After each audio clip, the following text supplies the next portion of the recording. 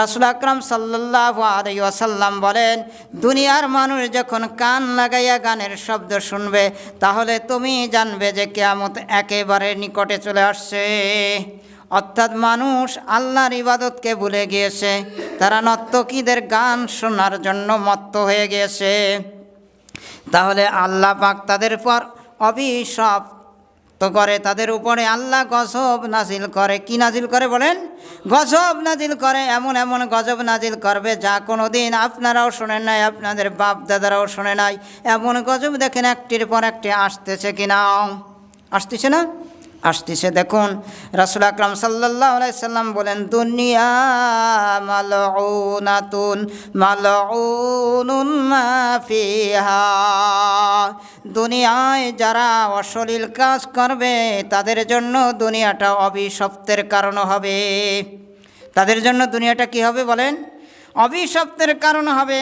আর যারা কি করবে, মালউনুন মা ফিহা ইল্লা যিকরাল্লাহি ওয়া মা ওয়ালাহু ওয়া আমিলান আও মুতাআম্মিলান।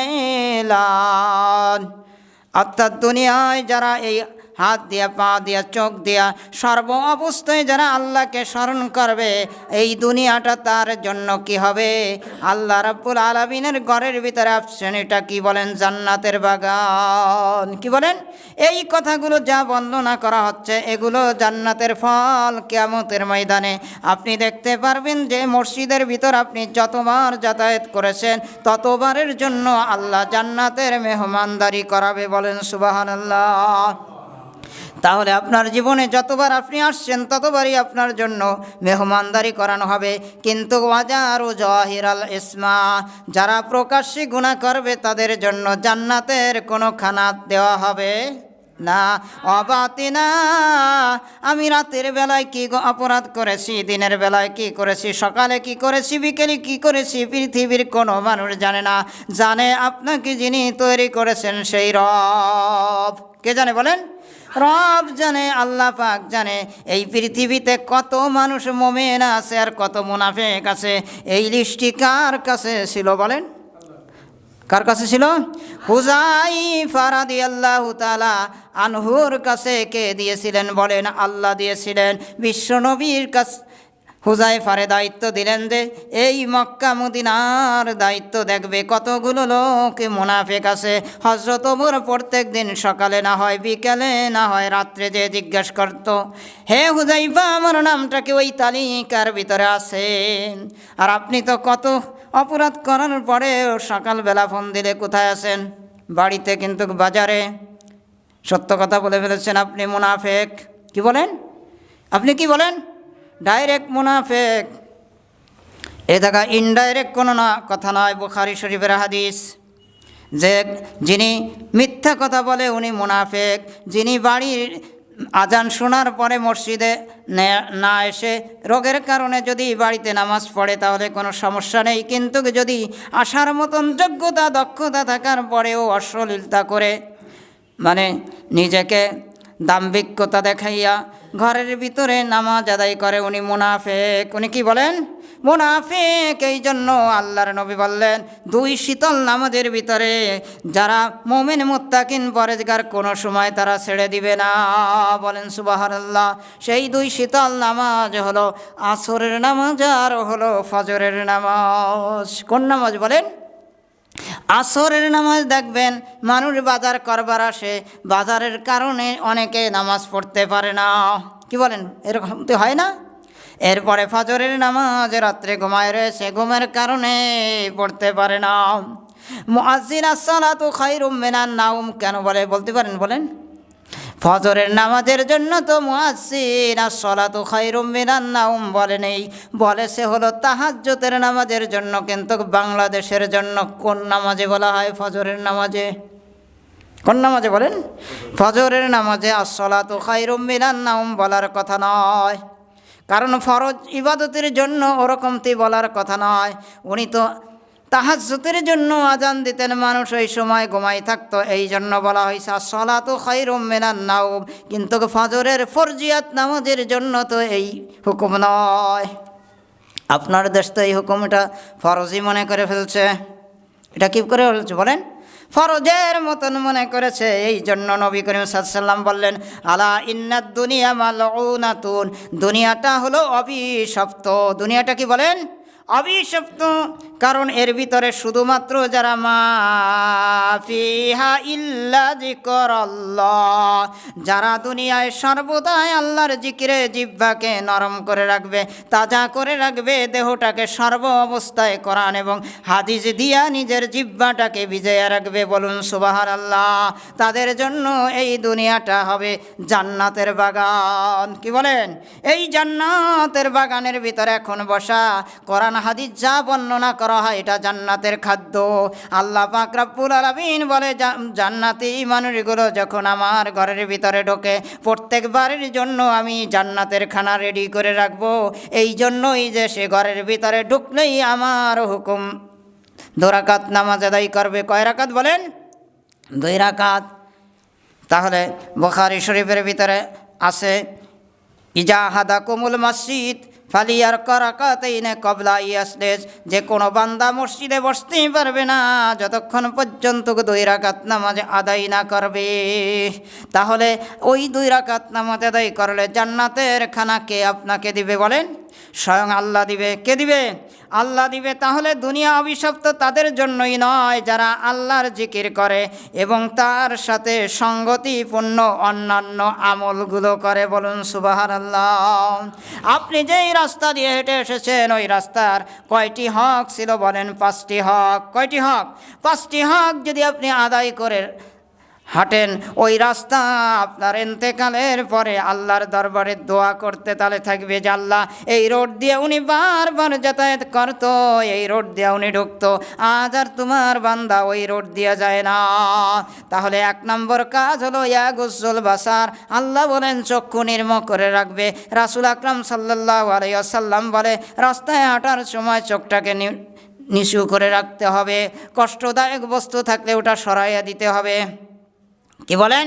সালামের প্রচার এবং প্রসার ঘটাইতে হবে। আমরে বিল মারুফ, রাস্তার পাশে আপনি যখন হাঁটবেন তখন সৎ কাজের আদেশ দিবেন, অন্নাহি আনিল মুনকার, আর অসৎ কাজ থেকে আপনি মুসলমান ইমানদারদেরকে নিষেধ করবেন। কিন্তু মুসলমান ইমানদাররা তো বাংলাদেশের শ্রেষ্ঠ সন্তানরা যা করছেন আজকে। এক মুক্তিযোদ্ধা কোরআনুল কারীম সূরাতুল ফাতিহা তেলাওয়াত করেছে, ওটা যদি ফেরেশতা কিয়ামতের দিন ধরে তাহলে বুঝবেন যে লাঠির বাড়ি কত প্রকার। স্বচক্ষে মানুষের সামনে পড়ছেন।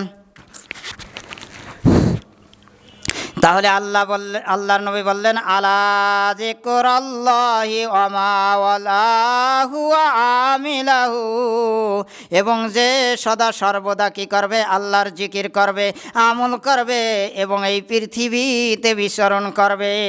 আও মুতাআল্লিমা,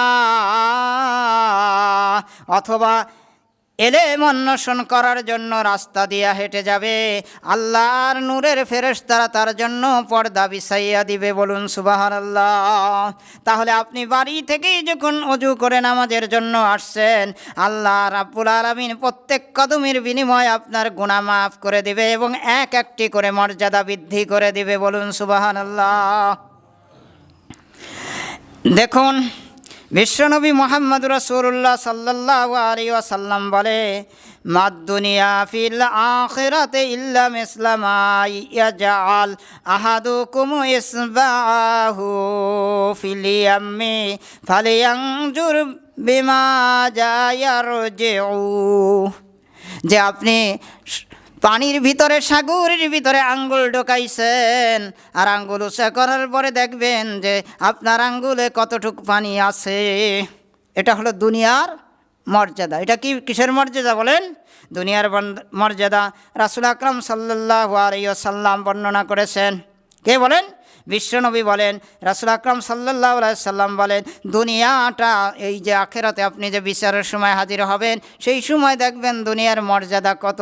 দুনিয়ার মর্যাদা সম্পর্কে রাসূল আকরাম সাল্লাল্লাহু আলাইহি সাল্লাম বলেন, আখিরাতের তুলনায় এতটুকুন, যেমন তোমার আঙ্গুল পানির ভিতরে সমুদ্রের ভিতরে ঢোকানোর পরে উঁচা করার পরে যতটুকুন পর্যন্ত ওই আঙ্গুলে পানি বের হয়েছে আসছে, ওইটা হলো দুনিয়ার মর্যাদা। এর জন্য তামাম পৃথিবীর সব মানুষ পাগল। কি বলেন? সব পাগল। ব্যবসা বলেন, বাণিজ্য বলেন, ইনকামের যা বলেন, দুই হাত দিয়া যত পারে হালাল হারাম ইনকাম করে কি করে না বলেন? তাহলে রাসূলুল্লাহ সাল্লাল্লাহু আলাইহি সাল্লাম বলেন, দুনিয়া আখিরাতের তুলনায় এতটুকুন। যেমন এক্সাম্পল দিছে, তোমাদের কেউ সমুদ্রের পানিতে কি করলো, তার একটা আঙ্গুল ঢোকাইলো, এরপরে আঙ্গুলটা তুলে আনলো, দেখুন ওই আঙ্গুলে কতটুকুন পানি বের হয়ে আসছে। কি বলেন? এই হাদিস আপনি ইবনে মাজার ভিতরে পাবেন, মুসলিম শরীফের ভিতরে পাবেন, আর তিরমিজি শরীফের ভিতরে পাবেন। কয় কিতাব বলেন? মুসলিম, ইবনে মাজা এবং তিরমিজি। কে বলছেন? রাসূল আকরাম সাল্লাল্লাহু আলাইহি সাল্লাম, মাদ দুনিয়া ফিল আখিরাতে ইল্লা মিসলুন, দুনিয়াটা হলো আখিরাতের তুলনায় একটা এক্সাম্পল দিলে, মা ইয়াজলু আহাদুকুম ইসবাহু, যে কোনো ব্যক্তি আঙ্গুল ঢোকাইল, ফিলিয়াম্মে ফালিয়াংজুরের পরে আঙ্গুলটা উঠাইল, বেমা যায় আর যে আও, এরপর আঙ্গুলের মাথায় দেখেন পানি তো 2-4 মণ আছে। দুনিয়াটার তুলনা হতো এরকমটি। তাহলে দেখুন, দুনিয়াকার জন্য জান্নাত আর দুনিয়াকার জন্য জাহান্নাম। তিরমিজি শরীফের 2324 নম্বর হাদিস, আন আবি হুরায়রা রাদিয়াল্লাহু তাআলা আনহু ক্বালা ক্বালা রাসূলুল্লাহ সাল্লাল্লাহু আলাইহি ওয়াসাল্লাম, আদ-দুনিয়া সিজনুল মুমিনিন ওয়াল জান্নাতুল কাফির, দুনিয়াটা কি বলেন? আদ-দুনিয়া সিজনুল মুমিনিন, মুমিন মুত্তাকিন পরেজগার যারা থাকবে তারা সরকারি আদালতে জেলখানায় থাকবে। কি বলেন? সরকারি আদালতে জেলখানায় থাকবে, অর্থাৎ জেলখানা দুনিয়াটা তার জন্য। আর যেই ব্যক্তি এই দুনিয়ায় বেঈমান, কাফের, মুনাফিক, মুশরিক, তার জন্য কি? ওয়াল জান্নাতুল কাফিরিন, দুনিয়াটা হলো তার জন্য জান্নাতের বাগান। তাহলে আপনি সুন্দর বাড়ি, সুন্দর গাড়ি, সুন্দর বিবি, সুন্দর সব কিছু, সব বিদেশি, তাহলে আপনি কোথায় আছেন? এবার বিবেক দিয়ে বিবেচনা করবেন। আল্লাহর নবী বললেন, কোন কিতাব বলেন? তিরমিজির হাদিস নম্বর কত? 2324, অর্থাৎ 2324 নম্বর হাদিস। বুখারী কে বর্ণনা করছেন? আবি হুরায়রা রাদিয়াল্লাহু তাআলা আনহু, আদ-দুনিয়া সিজনুল মুমিনি ওয়াল জান্নাতুল কাফিরিন, দুনিয়াটা হলো মুমিনের জন্য কি বলেন? জেলখানা, আর কাফিরের জন্য জান্নাতের বালাখানা। এই হাদিসটি মুসলিম শরীফের ভিতরে পাবেন, 210 নম্বর হাদিস। মুসলিমের কত নম্বর হাদিস বলেন? 210 নম্বর হাদিসের ভিতরে পাবেন। এবার দেখুন, দুনিয়া 4 জনের জন্য কীরকমটি, আর 4 জনের জন্য দুনিয়া কীরকমটি। রাসূল আকরাম সাল্লাল্লাহু আলাইহি ওয়াসাল্লাম বর্ণনা করেন যে বিশ্বনবী মুহাম্মদুর রাসূলুল্লাহ বললেন, সালাসাতুন আকসামিল আইনাইনে আহাদু কুম হাদিসান ফাজুহু, দুনিয়াটা একটা এক্সাম্পল দিচ্ছেন। কে বলেন? বিশ্বনবী দৃষ্টান্ত পেশ করতেছেন 4 জনের জন্য। কলামানা কসাক মালু আবদুন মিন সাদাকাতি ওয়ালা জুলমাতিন আবদুন মাসলুমাতুন ফাসাবারা আলাইহা ইল্লা জাদাহুল্লাহু ইজ্জাতু ওয়ালা ফাতাহু আবদুন বাব। রাসূল আকরাম সাল্লাল্লাহু আলাইহি ওয়াসাল্লাম এক্সাম্পল দিচ্ছেন 4 জনের ব্যক্তির ব্যাপারে।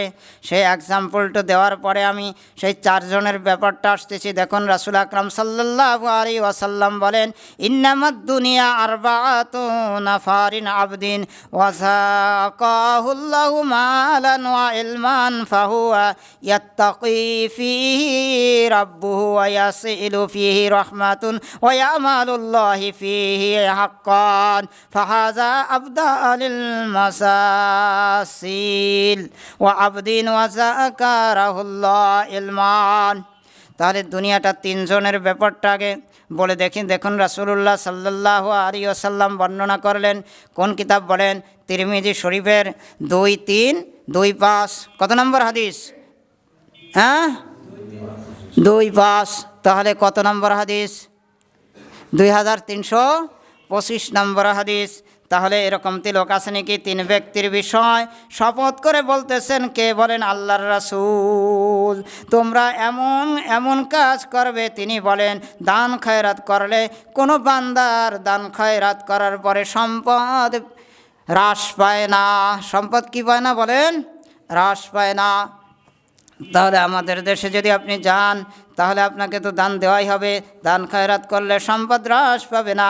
কোনো বান্দার উপর জুলুম করা হলে সে যদি ধৈর্য ধারণ করে তার সম্মান কোনোদিন কমে না। বলেন সুবহানাল্লাহ। কি বলেন? সম্মান কমে? জেলখানায় যারা আছে তাদের সম্মান 1000 গুণ বাড়াই দেয় কে? বলেন আল্লাহ। ফাঁসির কাস্টে ঝোলার পরেও খুবাই বলছিলেন, এ বেঈমান কাফের মুশরিক, তোমরা আমাকে ফাঁসির কাস্টে ঝুলাইতেছো, কিন্তু আমি আর নাকের ডগার ভিতরে আল্লাহর জান্নাতের ঘিরান প্রকাশিত হয়েছে। বলেন সুবহানাল্লাহ। তার কি সাধারণ মৃত্যু দেওয়া হয়েছিল? বলেন সাধারণ মৃত্যু নয়। পায়ে প্যারাক পিটানো হয়েছিল, 2 পায়ে হাতে, এবং বুকের উপরে পাথর চাপার মতন দেওয়া শুলে চড়ানো হচ্ছে। এরপরেও বলতেছে, বেঈমানের দল, তোরা যত শাস্তি আমাকে দিস, কিন্তু আমার নাকের ডগার ভিতরে জান্নাতের প্রবাহিত করে দিচ্ছে আমার আল্লাহ। বলেন সুবহানাল্লাহ। যত জুলুম অত্যাচার চালাবেন ইনশাআল্লাহ তাদের মর্যাদা বৃদ্ধি করার জন্য কে? বলেন আল্লাহ। তাহলে এটা তিরমিজির হাদিস। কি বলেন? তার মর্যাদা বৃদ্ধি করার জন্য কে আছেন? বলেন আল্লাহ। সে যদি ধৈর্য ধারণ করতে পারে অবশ্যই অবশ্যই আল্লাহ তার মর্যাদা শতগুণে বৃদ্ধি করে দিবেন। কোনো বান্দা যদি কি করে? হাত পাতে ভিক্ষা করে। এরকম লোক আছে না বাংলাদেশে? মুসলিমদের ভিতরে বেশি আছে, বেদিনের ভিতরে কম আছে। আল্লাহ রাব্বুল আলামিন বলে, তার বাড়ি গাড়ি থাকার পরেও আমি তারে ভিক্ষার ঝুলি হাতে দিয়া মানুষের কাছে অপমান এবং অপদস্থ করব, জাহান্নামের ভিতরে দিয়েও তাকে অপমান অপদস্থ করব। তাহলে 3 ব্যক্তির উদাহরণ।